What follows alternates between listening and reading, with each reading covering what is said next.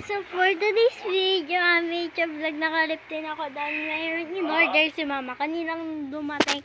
Kaya ang gagawin ko with ano lang, parang gamit-gamit lang. Bawal sa lalaki to, kaya kami nagagamit. Kita nyo naman, di ba? Nagamit na siya ni ate kasi ako hindi pa nagagamit. Ganito muna, napipindot siya dyan. Yan. May ilalabas na bula. Tutunawin nyo lang po yung sabon para maganda. Alam niyo ba yung academy niyo?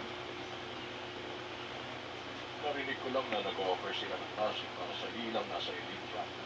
Kasi yung pagkaano niya. Sasakit yung ulo ko.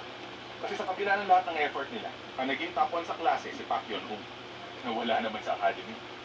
Balita ko yung mga academy ngayon, naglalabanan sila kung sino sa kanila makakuha ng top student para na rin sa marketing nila.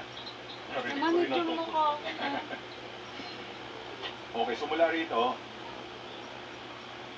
sabihin natin hindi makakapag-exam si Yun-Hung dahil dun sa Kung sa insidente. inyo, agad-agad nyo babanawan with akin, hindi.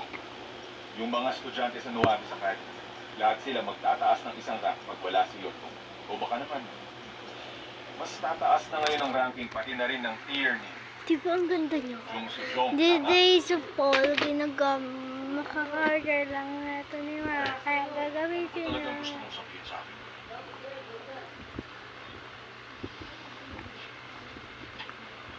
Mr. Chon, bale, Wait lang, guys. pinakamaling lang namin sa Soyon Girls Tara. High School. Estudyante siya ron. Naalala niyo na ba? Oo, room teacher ka raw niya dati nung middle school siya.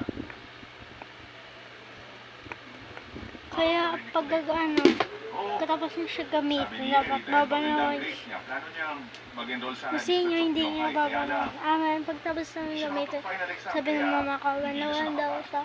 Eh, sabi ko, ate, pero naku para sunod ko ng babalawan. Kasi sa baba naman ako magbabalawan, hindi naman isa sa dito. mga estudyante mo, Kasi yung si Jung Soo-jong. Tama.